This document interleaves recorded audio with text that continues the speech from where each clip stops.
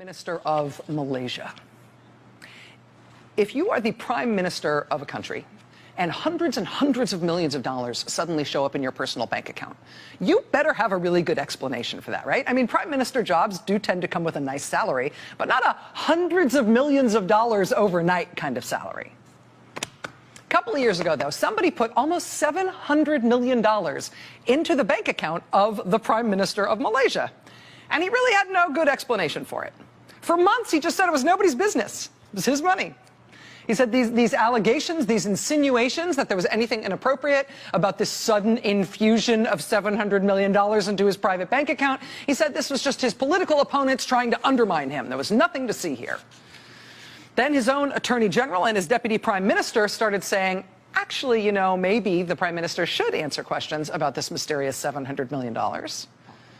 The Prime Minister reacted to that by firing both of them. He fired his Deputy Prime Minister and he fired his Attorney General. Prime Minister then appointed a new Attorney General to look at the circumstances of that money turning up in his bank account. And that new hand-picked Attorney General looked into it and declared that really it was all fine. Nobody had done anything wrong.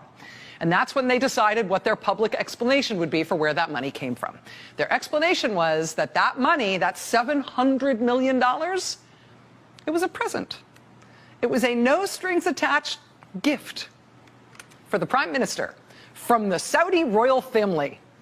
Their line was that there was a Saudi prince who decided that he liked the Prime Minister of Malaysia, and no occasion really. He just decided that the Prime Minister could probably do with $700 million, so he gave it to him, free for nothing. When that's your good-sounding explanation, when that's your everything is fine, nothing to see here excuse, that a Saudi prince just dropped it off one day and you don't know why. If that's the good-sounding explanation, you know the bad-sounding explanation must be really, really, really bad.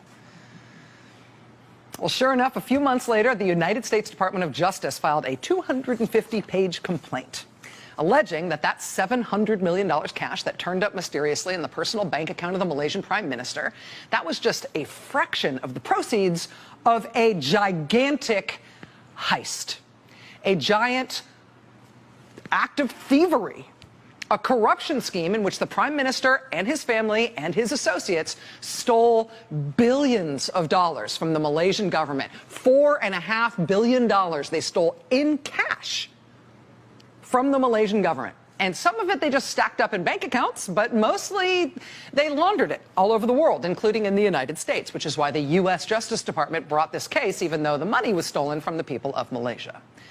And the list of stuff that they spent this stolen money on, it's a ridiculous list of stuff.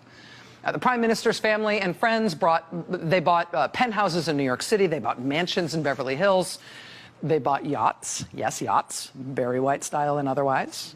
They bought Picasso paintings. They did a lot of gambling. The Prime Minister's wife mysteriously ended up with a lot of ridiculous jewelry. The Prime Minister's stepson used a bunch of the money to finance some Hollywood movies, including The Wolf of Wall Street, Daddy's Home, and Dumb and Dumber 2, all through a company called Red Granite Pictures.